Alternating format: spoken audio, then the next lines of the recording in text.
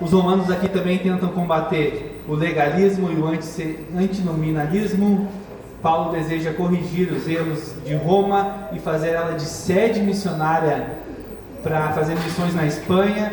E por fim, outro principal, para mim, objetivo aqui desse livro é que Romanos oferece a esperança bem fundamentada numa teologia sólida das boas novas. Certo?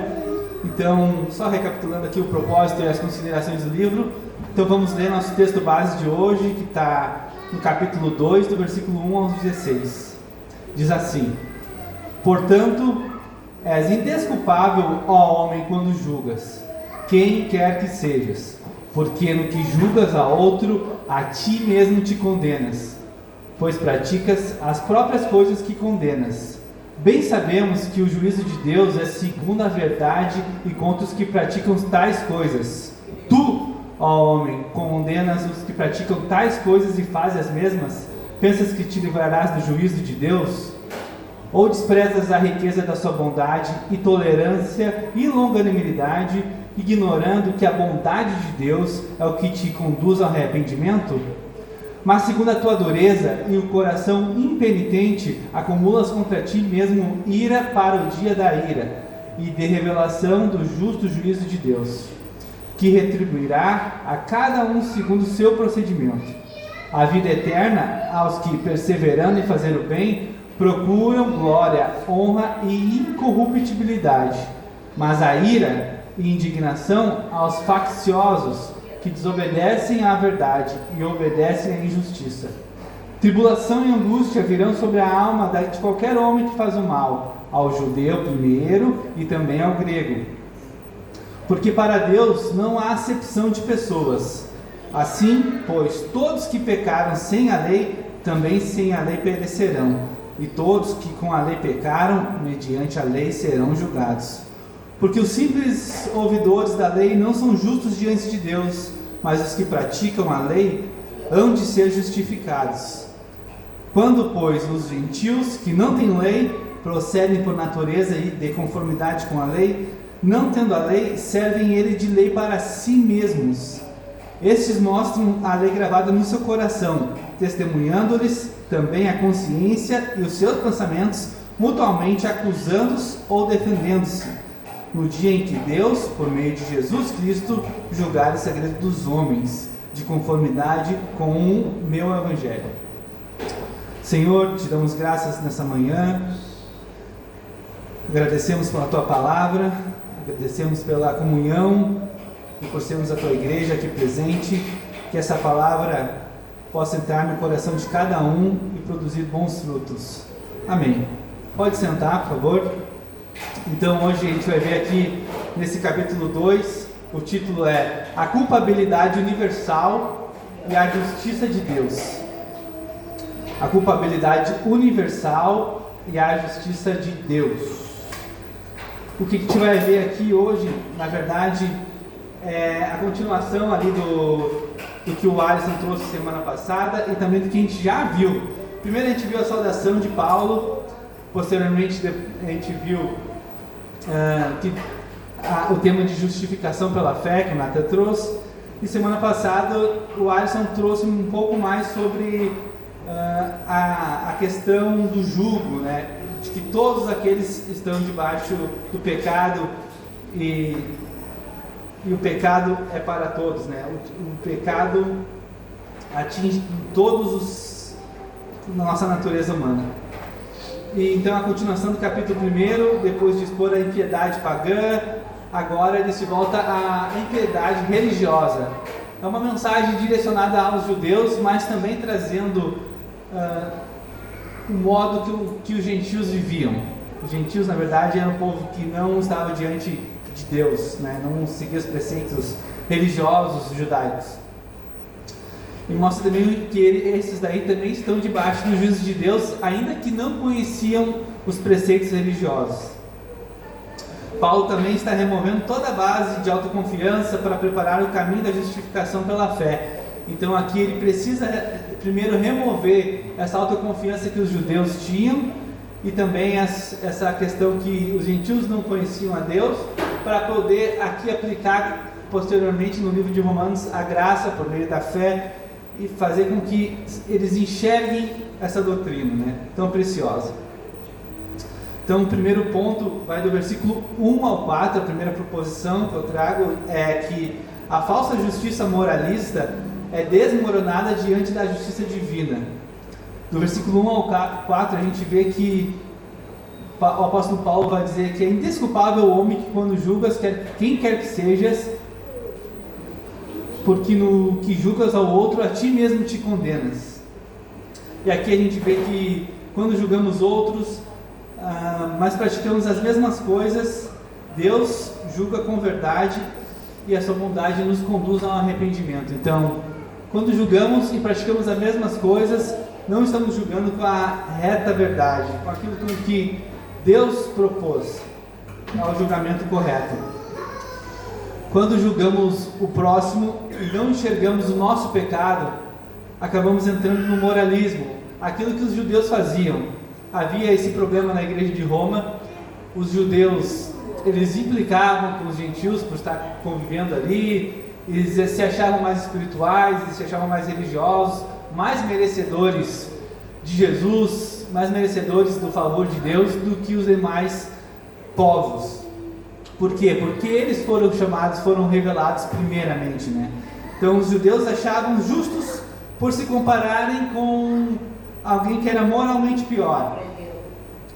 Os gentios, na visão deles, eram moralmente piores. Então os judeus se achavam melhores que eles ao fazer essa comparação.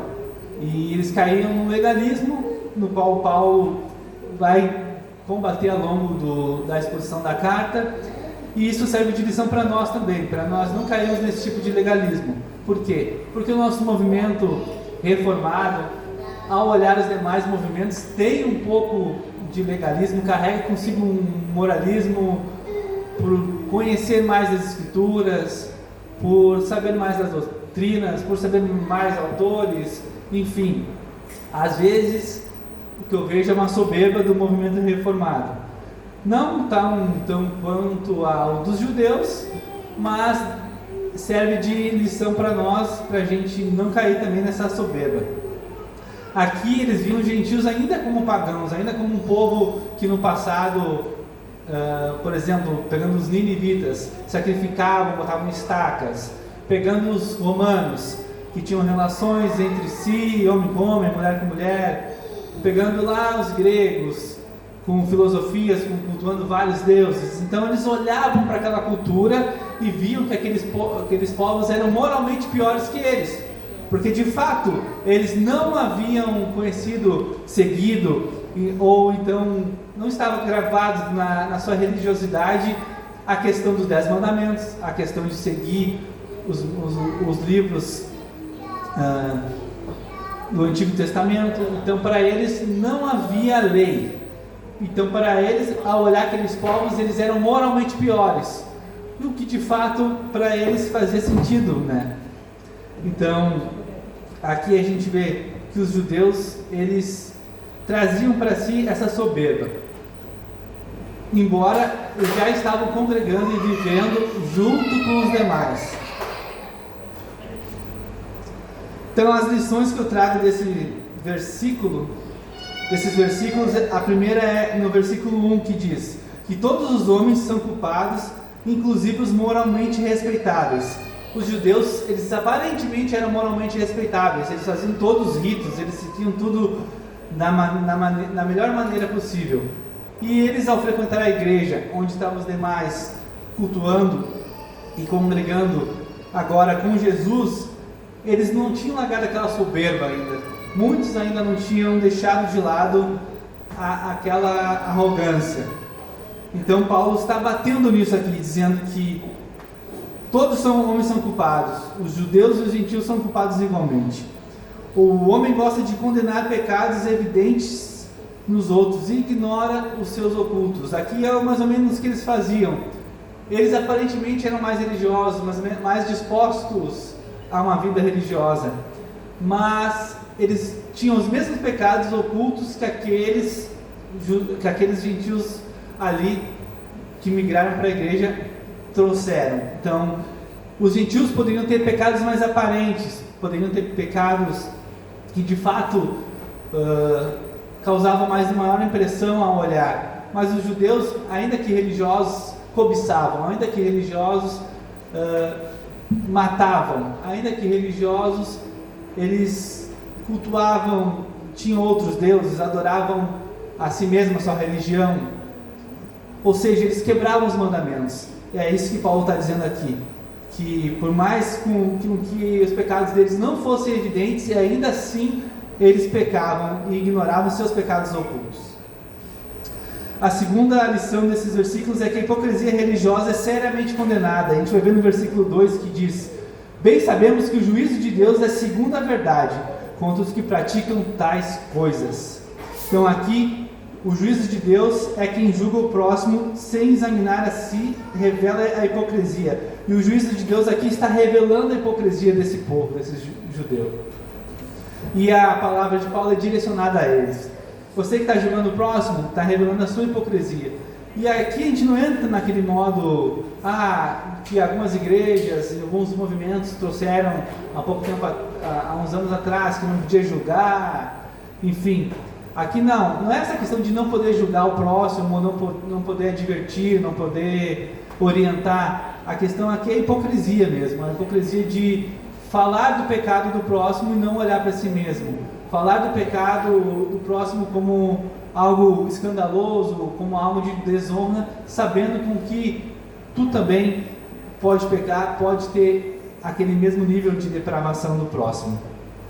Então aqui o que Paulo está combatendo é a hipocrisia religiosa.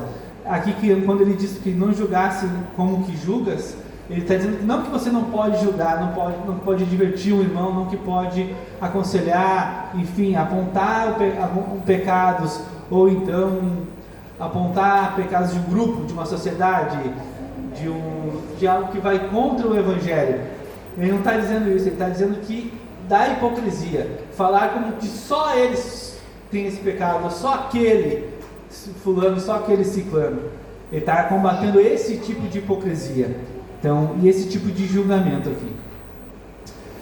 A terceira lição desses primeiros versículos é que o juízo de Deus é verdadeiro e imparcial. No versículo 3 vai dizer: tu, ó homem, que condenas os que praticam tais coisas e fazem as mesmas, pensais que te livrais do juízo de Deus? O juízo de Deus é para os pecados evidentes, para os pecados ocultos, para os pecados aparentes, para todos os tipos de pecado, para todos os tipos de homens, para todos os nós, para todos os povos. Então, tu pensa que aponta o pecado, mas o seu não é aparente.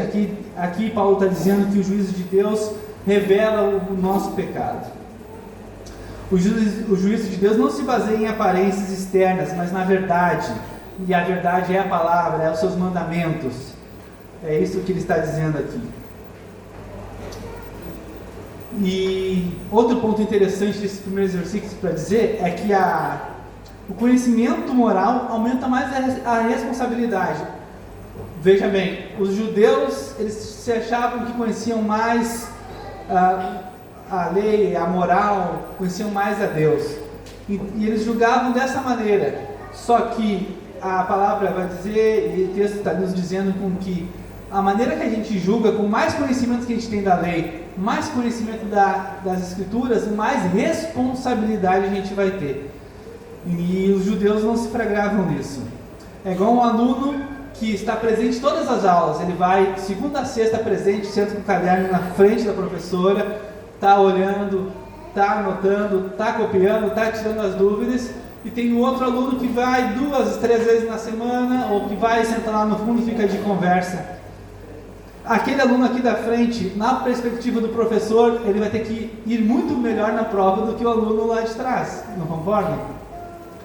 Nessa perspectiva que trago aqui, também, como aquele que seguia os seus preceitos, as leis, sabia de cor a palavra do Antigo Testamento, toda a questão cerimonial, ele deveria, sim, de fato, apresentar um melhor comportamento que aquele que desconhecia, comparando o gentio e o judeu a esses dois alunos.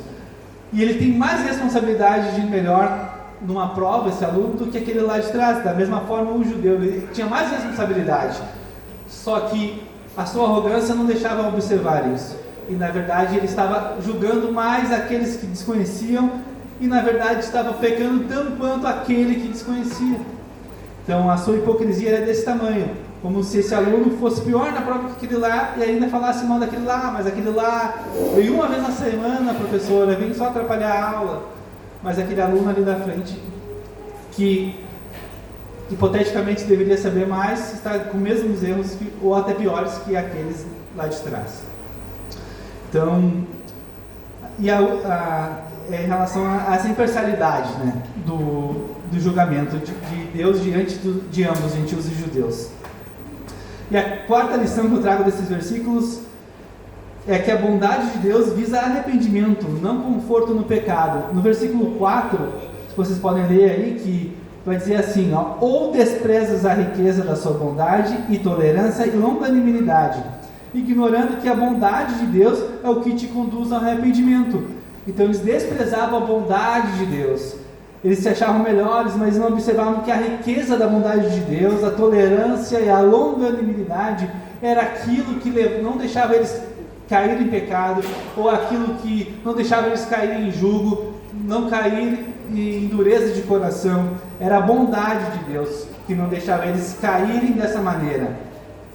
E se tu for pegar um exemplo disso, vamos abrir aqui no Salmo 103, do versículo 8 ao 10, diz assim: o Senhor é misericordioso e compassivo, longânimo e assaz benigno, não repreende perpetuamente, nem conserva para sempre a sua ira, não nos trata segundo os nossos pecados, nem nos retribui consoante a nossa iniquidade. Então aqui nos Salmos a gente vê essa bondade que Paulo fala no versículo 4. Ele é bondoso, ele não deixa permanente a sua ira, ele é benigno, ele não nos julga segundo as nossas iniquidades, ele é misericordioso e não nos retribui segundo as nossas iniquidades, senão a gente teria sido aniquilados. Então a gente vê aqui a bondade de Deus e como essa hipocrisia desmascarava isso, não deixava eles enxergar essa bondade, não deixava eles enxergar que aquilo, que a retidão, o pouco de retidão que eles tinham era a bondade de Deus. João Calvino destaca aqui uma frase que é a seguinte: que a tolerância divina é abusada quando o homem a transforma em licença para pecar. E aqui, como eles não observavam essa bondade, essa tolerância, eles transformavam ela em licença para pecar, licença para fazer julgamentos, e moralmente estar aparentemente vivendo uma vida santa, mas internamente cometendo pecados, e eles abusavam disso, abusavam da sua religiosidade para pecar. E isso a gente vai ver que nos próximos versículos vai levar a um lugar, a dureza de coração. Então, Calvino destaca que a bondade de Deus não é a aprovação do pecado, mas uma paciência destinada a conduzir o pecador ao arrependimento. Então, o Senhor, Ele conduz o pecador ao arrependimento. E nessa condução Ele é tolerante, Ele é bondoso. O pecador vai ter altos e baixos, o pecador vai lutar. E o Senhor é bondoso conosco, graças a Deus por isso. Mas o religioso, ele não enxerga essa bondade, essa tolerância, essa condução. Ele é ansioso, ele já aponta o dedo. Não, o irmão pecou, o irmão tem que ser condenado, tem que ser expulso da igreja porque cometeu o pecado. Mas o Senhor, Ele olha diferente, Ele é benigno. O Senhor, Ele é paciente, Ele vai conduzir aquele irmão ao arrependimento. Claro que o irmão também não vai retornar toda hora ao arrependimento, porque isso é um sinal que o irmão não se arrependeu de fato. Mas o Senhor é bondoso. A gente vê nessa palavra que Ele é diferente nos seus julgamentos, por mais que a sua ira seja justa diante de nós. Então a aplicação desses 4 versículos é a seguinte: que nós devemos deixar a hipocrisia de lado, reconhecer nossos erros e não se conformar com o pecado, inclusive os pecados por nós aceitáveis. Que a gente possa abandonar os nossos pecados, que a gente possa não se conformar com ele, como os judeus se conformavam com esse moralismo, com essa hipocrisia. Que a gente possa olhar para o nosso coração antes de falar de alguém, antes de falar de um irmão, e ver se a gente também realmente não está pecando, não está cometendo as mesmas coisas, e que a gente possa olhar com os olhos cuidadosos, que realmente querem ajudar, não somente julgar. Que a gente possa olhar com um olhar de bondade, de misericórdia, como o Senhor nos olha. Amém?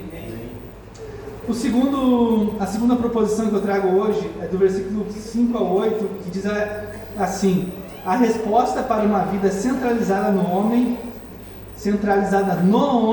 é ira e indignação divina. A gente vai ver nos versículos seguintes que diz assim, mas segundo a tua dureza e coração impenitente, acumulas contra ti ira para o dia da ira e da revelação do justo juízo de Deus.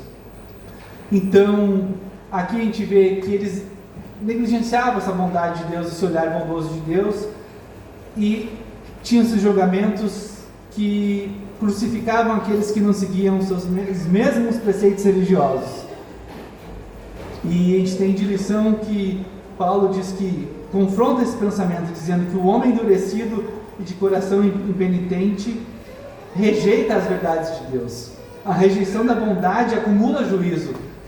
E é um fato que a gente tem que se policiar, a gente tem que cuidar para ver se a gente não está rejeitando as verdades, se a gente não está rejeitando a bondade de Deus diante de nós. Porque muitas vezes nós esquecemos da bondade de Deus, muitas vezes a gente libera um espaço para pecados aceitáveis, para hipocrisia, libera espaço para um falso moralismo, ou até mesmo para a aceitação dos nossos mínimos pecados e julgamento de grandes pecados dos outros. E acabamos ficando com o coração endurecido, um coração não grato, rabugento, sempre contra as vontades de Deus, sempre renegando aquilo com que a palavra nos recomenda, que a gente possa lutar contra esse coração duro, conforme o Paulo orienta aqui. Calvino entende que Paulo denuncia a obstinação voluntária aqui, que o pecador não apenas cai em pecado, mas resiste conscientemente ao chamado de Deus ao arrependimento.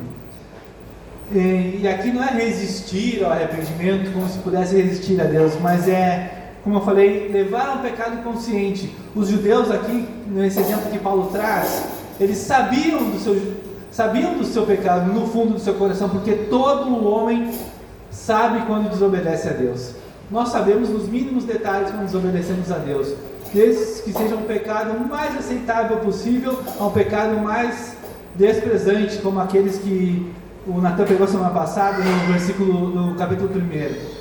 Então, dos pecados mais desprezíveis aos pecados mais aceitáveis, nós sabemos com que a gente tem a culpa por igual, e isso tem que nos levar ao arrependimento, e isso tem que nos fazer sentir um coração grato pela bondade do Senhor de nos conduzir ao arrependimento.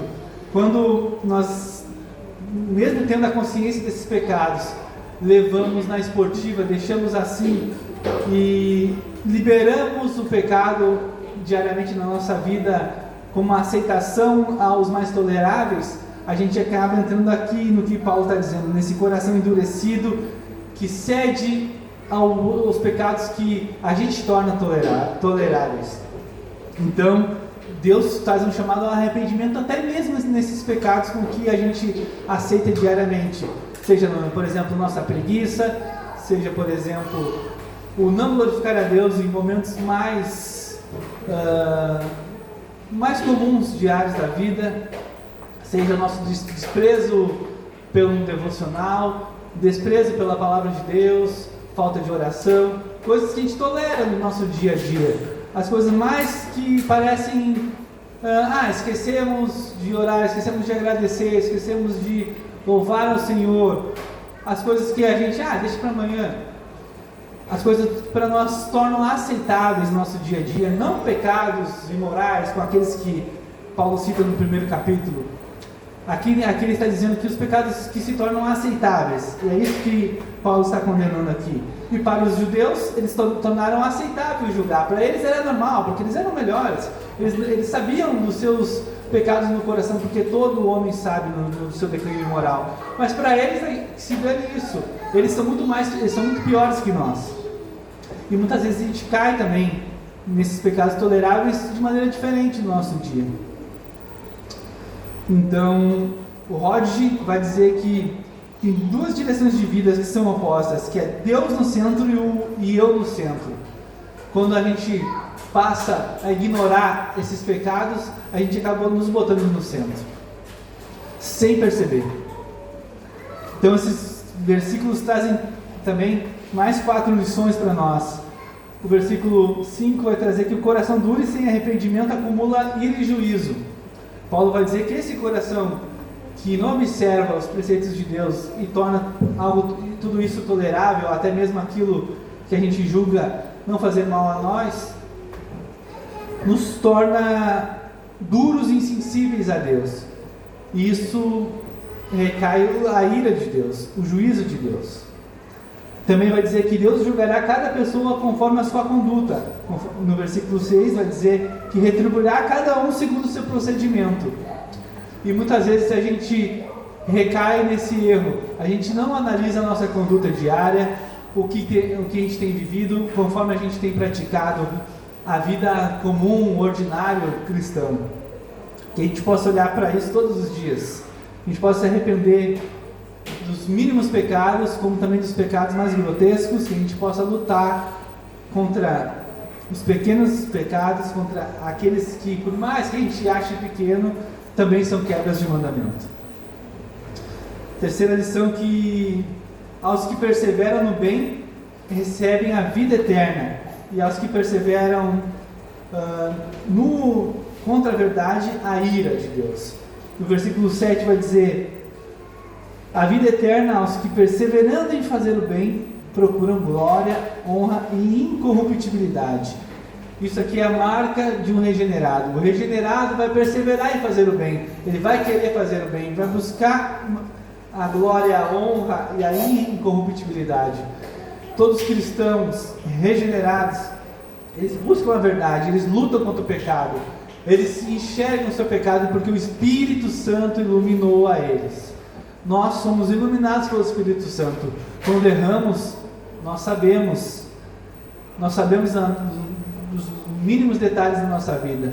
Por isso que nós temos que ir em oração, porque às vezes alguns detalhes passam, mas quando nós colocamos em oração, o Espírito Santo nos revela os mínimos detalhes. Se a gente ofendeu o irmão, se a gente negligenciou o cuidado da nossa família, se estamos deixando de ajudar o próximo, se estamos deixando de pensar em boas ações a necessitados, se estamos deixando de cultuar, se estamos deixando de orar, deixando de conduzir a nossa vida a Deus.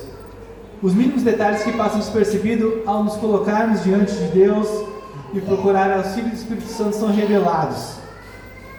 Então, que nós, regenerados, possamos buscar o bem, fazer o bem, como diz aqui no versículo 7. Perseverar é estar em Cristo. A palavra que Paulo usa aqui é perseverar em fazer o bem. Então, perseverar nada mais é do que estar em Cristo.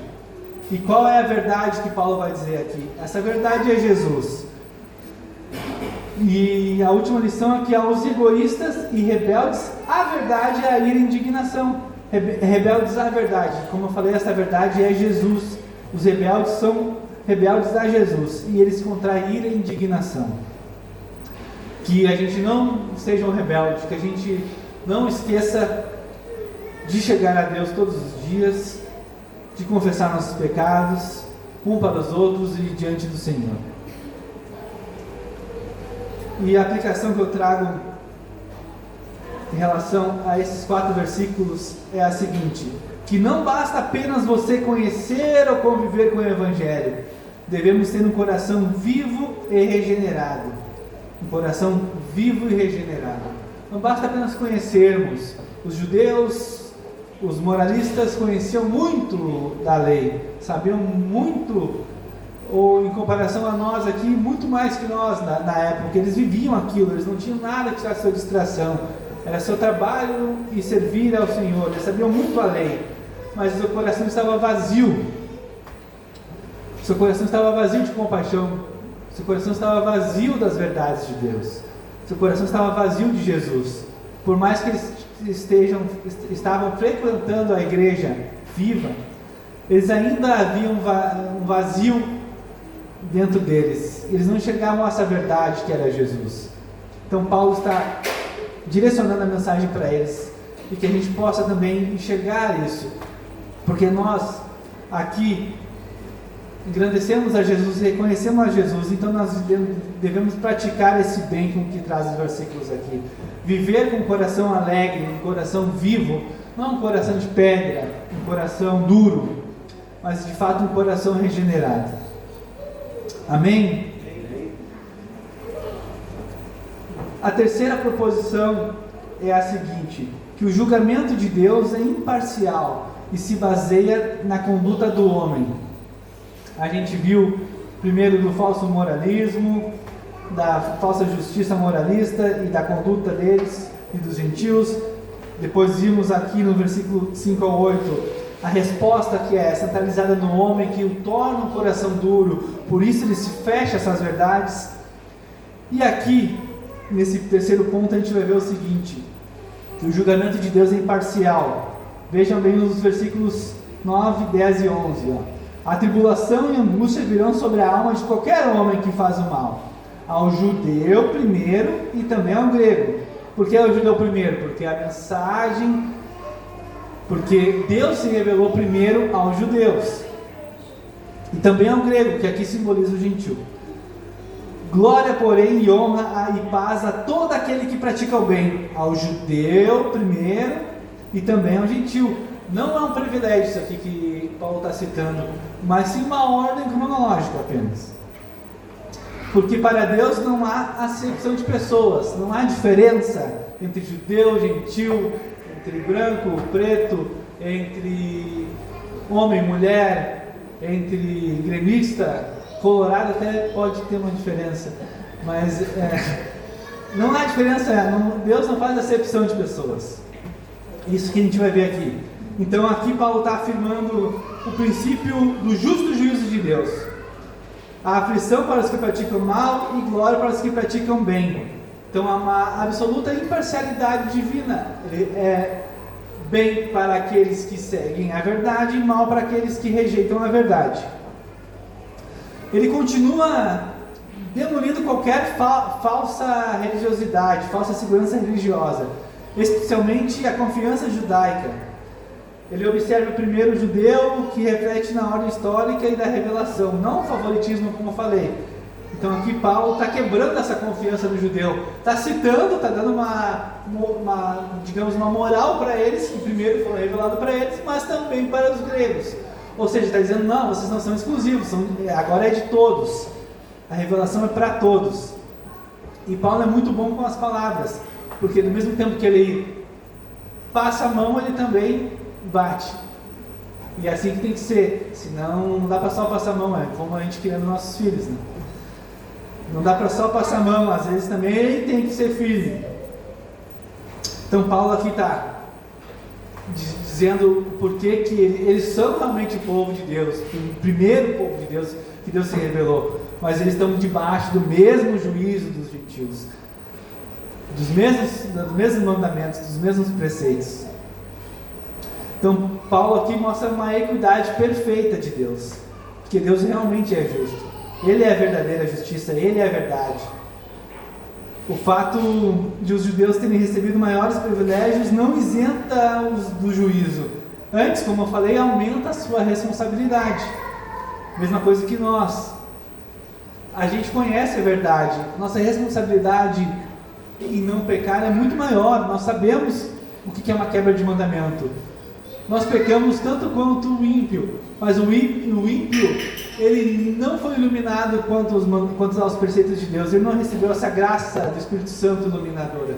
Não, ele não recebeu essa luz. Nós recebemos. Nossa responsabilidade em não pecar é muito maior. Todos pecam, mas nossa responsabilidade é maior porque nós recebemos essa revelação. Nós sabemos o caminho, que é o caminho correto, que nos leva a Cristo. Por isso que devemos nos arrepender. Então as lições desses versículos são as seguintes: Primeiro, que a tribulação e a angústia é sobre todo aquele que faz o mal. Versículo 9, como eu falei, o mal é quebrar os mandamentos. E a segunda lição é que a glória, honra e paz, ali no versículo 10 que Paulo cita, é todos que praticam bem. E qual que é o bem? É fazer os mandamentos, seguir os mandamentos. Então o mal é quebrar os mandamentos, o bem é seguir os mandamentos. E parece simples, mas a gente quebra todo dia, e a gente luta contra isso todo dia. Mas a gente deve seguir procurando o bem, porque o Senhor é compassivo, como eu falei, o Senhor é bondoso, o Senhor é longânimo. Ele é tardio em irar-se. Por isso que a gente não deve cair no comodismo, porque o comodismo, como o Paulo cita aqui, endurece o coração. O comodismo, o pecar muitas vezes o mesmo pecado, ou aceitar o pecado, nos leva à dureza, nos leva a um coração endurecido, nos leva à rigidez, nos leva a ser não espirituais, não abertos à conduta, não abertos ao ouvir do Espírito. O coração endurecido pode ser religioso, mas ele não é um coração vivo, um coração em comunhão, não é um coração que pulsa estar aqui no meio dos irmãos, que pulsa quando escuta a palavra.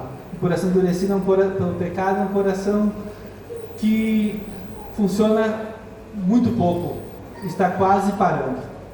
Então a lição que Paulo traz aqui é que a gente não deixe endurecer. E se porventura o seu coração endurecer um dia, que você busque ajuda, busque arrependimento, porque o Senhor também é compassivo. Amém? E a última lição aqui desses versículos é que Deus não faz acepção de pessoas. E isso a gente já cansou de escutar na igreja. Todos, não é uma entrada para dizer que todos são salvos, nem que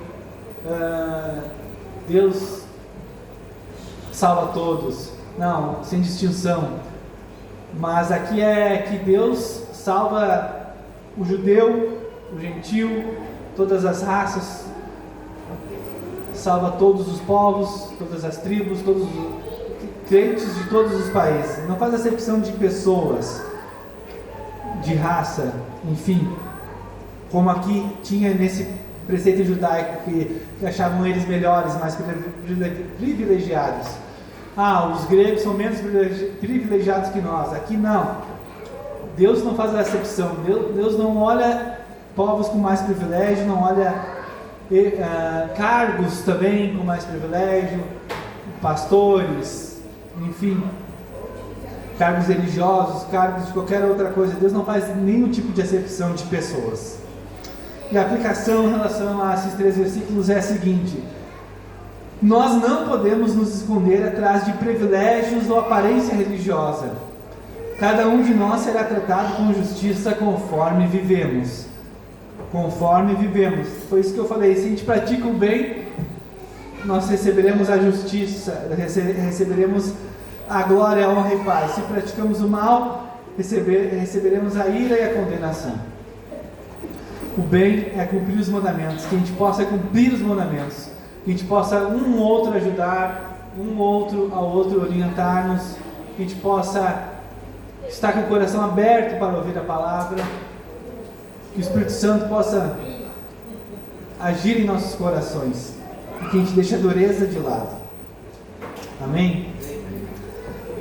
E a última proposição é Romanos. Por si só, gente, é um livro com bastante conteúdo.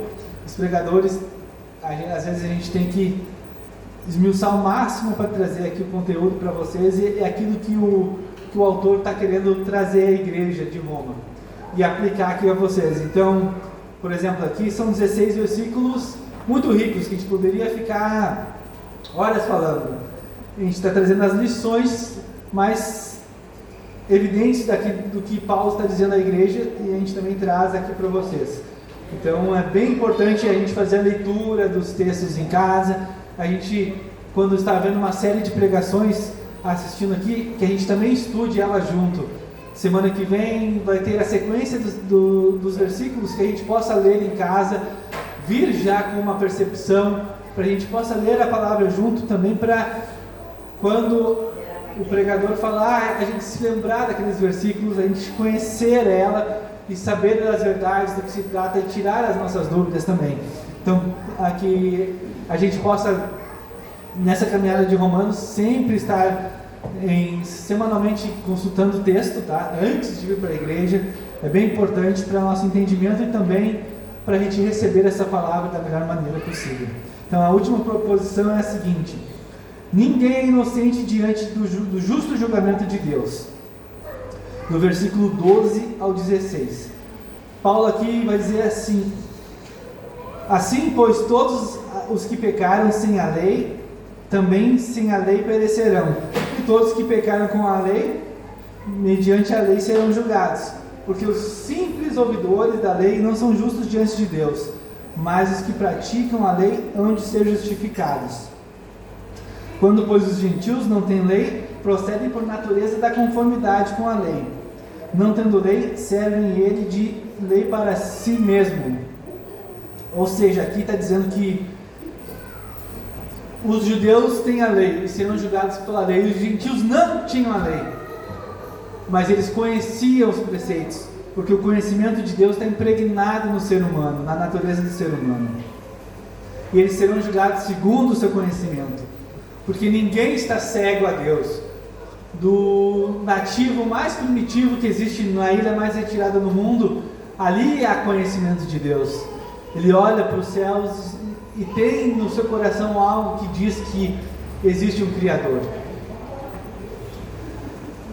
Como também o judeu mais religioso também sabia que existia um Criador, que seguia a lei. Então Paulo aqui explica que judeus possuem a lei escrita, gentios não. Ainda assim, ambos eram responsáveis diante de Deus, ambos tinham que se justificar diante de Deus, ambos seriam julgados por Deus, o que tinha lei e o que não tinha lei. Isso é bem importante. Paulo está dizendo aqui, antes de entrar no tema da justificação pela fé, antes de entrar no tema da salvação por graça, ele está dizendo que ambos são condenáveis, o que tem e o que não tem a lei. Deus julga com justiça perfeita, segundo a luz recebida, e ninguém é inocente. Todos pecaram e todos carecem da glória de Deus. Todos pecaram e todos carecem da glória de Deus. O que tem lei e o que não tem lei. E quem quiser se aprofundar nesse tema, que a gente não pode ficar muito tempo discorrendo aqui, tem um capítulo muito legal nas Institutas de João Calvino, se não me engano é o primeiro ou o segundo, que é do conhecimento de Deus. Lá vai dizer tudo a respeito disso, que o ser humano, como que todo mundo, que o ser de Deus está gravado no coração de todo ser humano, e todo ser humano conhece a Deus, ou seja pela criação, ou seja pela lei, ou seja pelos preceitos morais, pela consciência. Todo ser humano tem a consciência de que matar é errado, do que fazer do bem e do mal. Isso está gravado no coração do ser humano. Então as lições desse texto é a seguinte: quem pecou sem a lei, perecerá sem a lei. Quem pecou sob a lei, será julgado pela lei.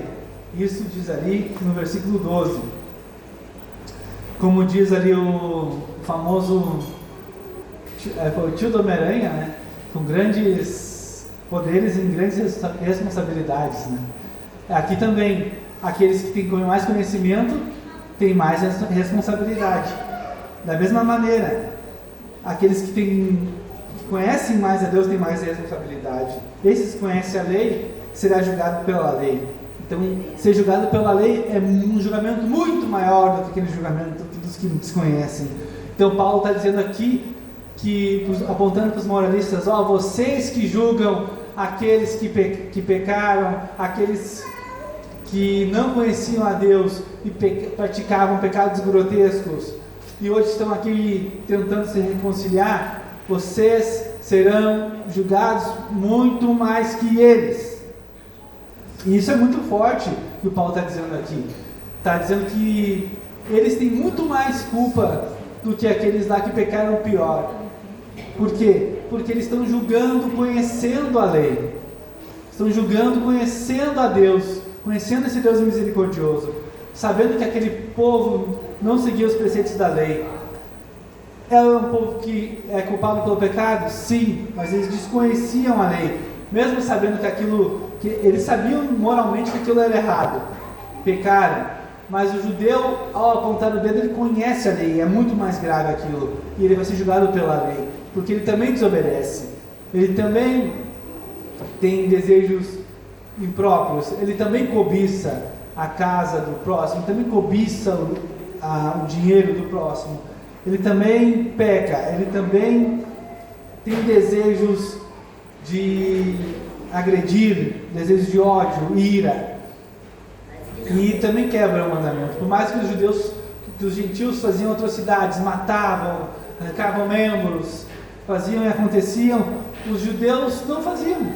Mas o seu desejo no coração era que aqueles judeus aqueles gentios se partissem ao meio também.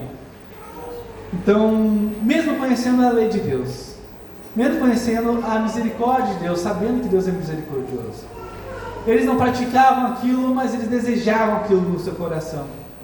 Então, o juízo para eles é muito maior, porque eles conheciam o Deus bondoso e misericordioso. Então não basta apenas ouvir a lei, o padrão exige um cumprimento da lei. Os gentios demonstram a obra da lei no seu coração, como eu falei no versículo 14 e 15, como eu li com vocês, a lei está gravada no coração dos gentios, porque a moral está gravada no coração dos gentios, a lei, o que é certo e o que é errado está gravado no coração de todos, embora ainda não tenham sido iluminados pelo conhecimento da lei. E a última lição é que Deus julgará os segredos dos homens por Jesus Cristo. O versículo 16 diz, para encerrar, que no dia em que Deus, por meio de Jesus Cristo, julgar os segredos dos homens de conformidade com o meu evangelho. Então, aqui, Deus irá julgar os segredos do nosso coração.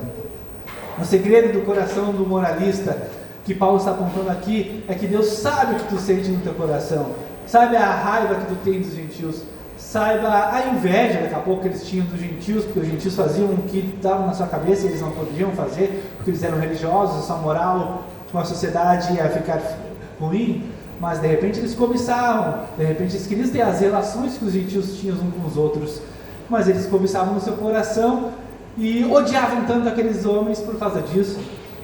Esse é o moralismo que Deus está condenando aqui. Desse coração religioso, mas um coração que na verdade aponta o dedo, querendo na verdade ser aquilo ali de repente. Então Deus julgará os segredos do nosso coração, os segredos dos homens. Deus julgará a nossa conduta. Então a consciência aqui que Paulo fala acusa ou defende as questões morais, confirma a nossa responsabilidade humana. Todos somos responsáveis pelos nossos atos. O cristão, o judeu, o muçulmano, o ateu, todos são responsáveis diante de Deus, porque todos são a mesma criatura, com a imagem de Deus gravada no coração. Uns foram chamados, uns conhecem a palavra, uns conhecem os mandamentos, têm mais responsabilidade ainda, mas também tem um privilégio, que é chegar diante do conciliador. Temos mais responsabilidade, mas também nós temos uma coisa que os ímpios não têm, que é Cristo. Ele pode nos reconciliar. Amém. Que graça maravilhosa nós temos. Graças a Deus. Que coisa maravilhosa, não é? Somente Ele pode nos regenerar. Somente Ele pode nos ouvir. E Ele escuta a nossa voz. Nós somos iluminados pelo Espírito Santo e podemos chegar diante dele porque conhecemos a Ele. Aqueles que pecam, ainda tendo a consciência no seu coração, não podem chegar diante do Criador porque eles não conhecem ainda o Criador. Por isso que nós temos que levar essa mensagem da maravilha do Evangelho para todos. Então a aplicação desses últimos versículos é a seguinte: que nem sua consciência, nem a lei podem justificar você. Somente Cristo pode lidar com aquilo que você não consegue justificar. Nós não conseguimos justificar para Deus nossos erros. Pequei por conta disso. Pequei por culpa do meu irmão que me levou a ter uma atitude de ira. Pequei por culpa da minha esposa que não me ajudou a fazer isso. A gente não pode justificar diante de Deus nosso pecado.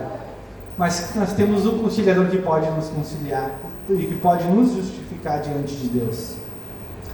E um exemplo que eu trago aqui, a gente está assistindo lá em casa uma série que a gente começou bem despretensiosamente, uma série antiga, que eu vi numa indicação na internet, que é The Night Of. Não sei se alguém já assistiu, mas é uma série antiga. E nessa série, um jovem muçulmano se envolve num crime no qual ele não cometeu. Aparentemente que ele não cometeu um homicídio, só que ele se entrelaçou naquela cena do crime de uma maneira com que ele não está conseguindo se justificar. Não tem como provar que ele não cometeu. Ele encostou na arma, ele estava com as manchas de sangue, então ele estava totalmente marcado, mas ele não cometeu, ele não consegue justificar aquilo. E ele tem uma semelhança com a gente.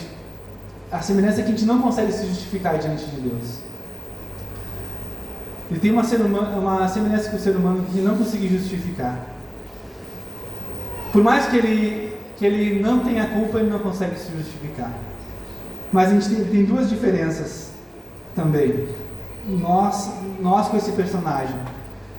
A nossa diferença com ele é que ele não é culpado. Ele não cometeu aquele crime. Já nós cometemos o pecado sempre. A gente comete o pecado, a gente é culpado do pecado. E a segunda diferença entre nós e ele é que ele não possui um salvador, aparentemente. Ele falou com o inspetor de polícia que teve pena, ouviu, mas tudo leva a crer que é ele o culpado. Ele falou com o advogado que, por mais que ele falou para o advogado que não foi ele, o advogado está tentando levar para o outro lado. Quem sabe a gente leva para um lado de redução de pena, de confissão, embora ele não tenha pecado.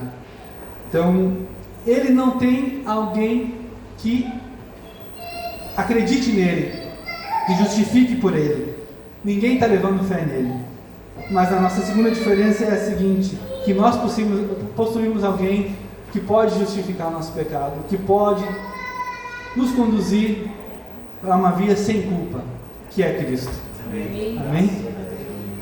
Então, que a gente possa chegar ao Salvador sabendo com que Ele é bondoso, Ele é longânimo, Ele é tardio em irar-se, mas também sabendo que se a gente não se policiar, o nosso coração pode se endurecer diante desse mesmo Senhor, justificador e Salvador.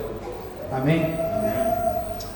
Então, Senhor, te damos graças pela mensagem de hoje, te damos graças pela mensagem que Paulo nos traz em Romanos, que possamos, domingo a domingo, crescer em graça e sabedoria, que essa palavra possa abençoar a nossa família, o nosso lar, trazer grandes frutos, grandes edificações na nossa casa, que possamos fazer a diferença nesse mundo, um mundo que necessita do Teu Evangelho, que necessita do conhecer de Jesus, que possamos fazer essa diferença para a glória e honra do Teu nome. Amém.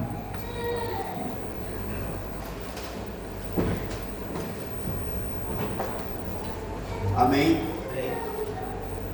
Que final de sermão que nos dá esperança. Nós temos quem nos justifique. Graças a Deus. A palavra do Senhor nos diz, meus irmãos, que o Senhor Jesus é o nosso justificador, aquele que nos justifica. E Ele diz: se dissermos que não temos pecado, se dissermos que não temos pecado nenhum, a nós mesmos nos enganamos e a verdade não está em nós. Se confessarmos os nossos pecados, Ele é fiel e justo para nos perdoar os pecados e nos purificar de toda injustiça. Vamos ficar em pé, meus irmãos, e vamos ter nosso momento, andando junto com esse sermão. Vamos ter nosso momento de confissão dos nossos pecados, porque nós temos quem nos justifique, nós temos o advogado, nós temos quem nos reconcilie com Deus, Jesus Cristo, o justo. Confesse seus pecados num momento de oração silenciosa, e não apenas confesse, mas creia e se aproprie dos benefícios da cruz de Cristo. Amém.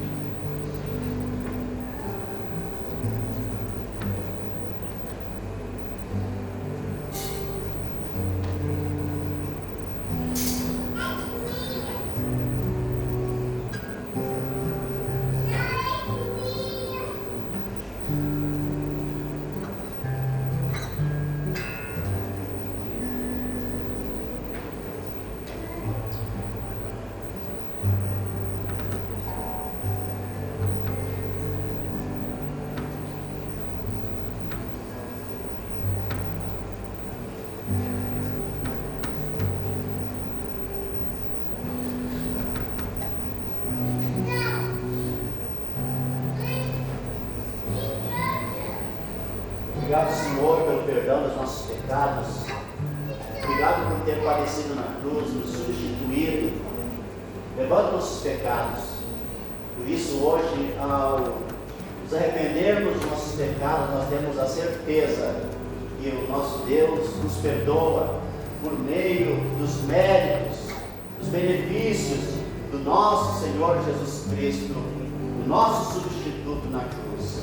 Louvamos a Deus, em nome do nosso Jesus Cristo. Amém. Meus irmãos, vamos participar da ceia.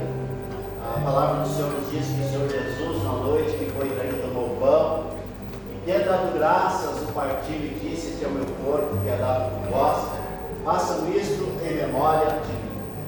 Por semelhante modo, depois de haver ceado, tomou o cálice, dizendo: este cálice é a nova aliança do meu sangue, façam isto em memória de mim.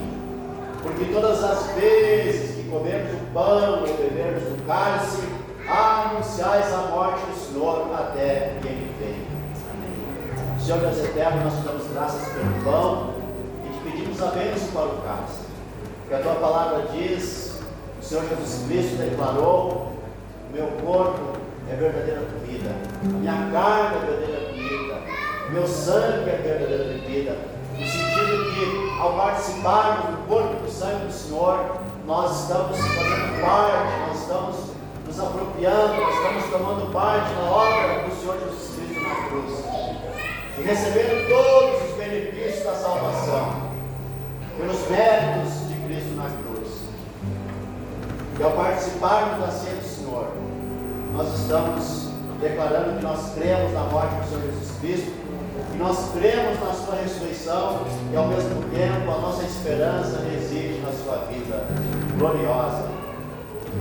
Nós oramos e vamos participar da ceia do Senhor, crendo em todos os benefícios da cruz de Cristo. Amém. Convido a todas as famílias, a todas as pessoas, a todos que estão aqui para vir à frente e participar da mesa do Senhor.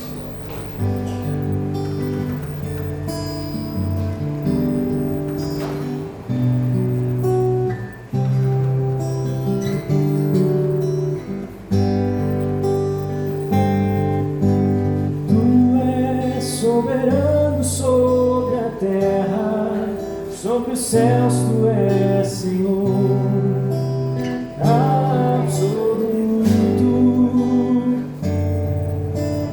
Tudo que existe acontece, tu sabes muito bem, tu és tremendo, e apesar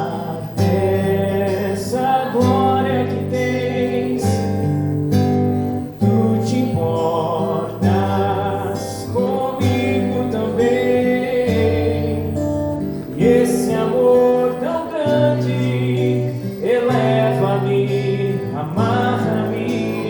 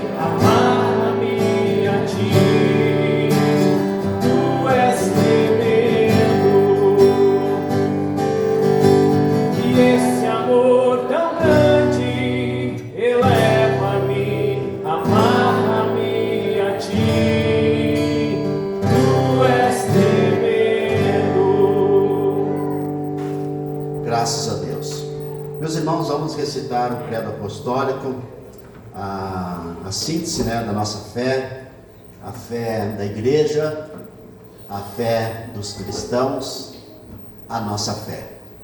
Recitem comigo. Creio em Deus, Pai Todo-Poderoso, Criador do céu e da terra. Creio em Jesus Cristo, seu único Filho, nosso Senhor, o qual foi concebido por obra do Espírito Santo. Nasceu da Virgem Maria, padeceu sob o poder de Pôncio Pilatos, foi crucificado, morto e sepultado. Desceu ao inferno, ressurgiu dos mortos ao terceiro dia, subiu ao céu, está sentado à direita de Deus Pai Todo-Poderoso, de onde há de vir para julgar os vivos e os mortos. Creio no Espírito Santo, na Santa Igreja Católica, na comunhão dos santos, na remissão dos pecados, na ressurreição do corpo, na vida eterna. Amém. Como estamos?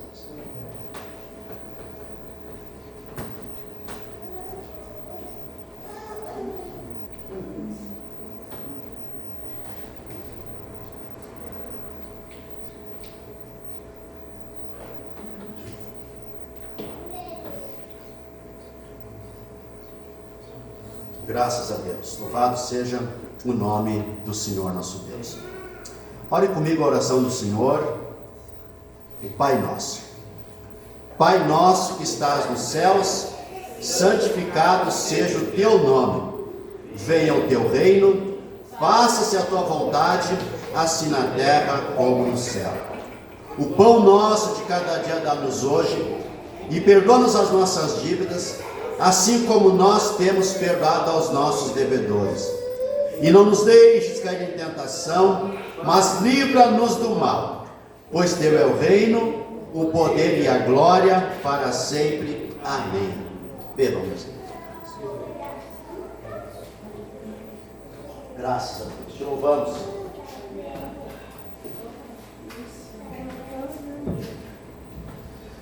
Senhor, nós te louvamos, nós te bendizemos, nós te glorificamos. Bendito seja o Senhor que está conosco, bendito seja o Senhor que perdoa nossos pecados, que nos justifica. Bendito seja o Senhor que perdoa nossos pecados a ponto de hoje nós podermos declarar que nós somos justificados pela fé somente. Fé no Filho de Deus que nos amou e a si mesmo se entregou por nós. Te damos graças, Senhor. Amém. Amém.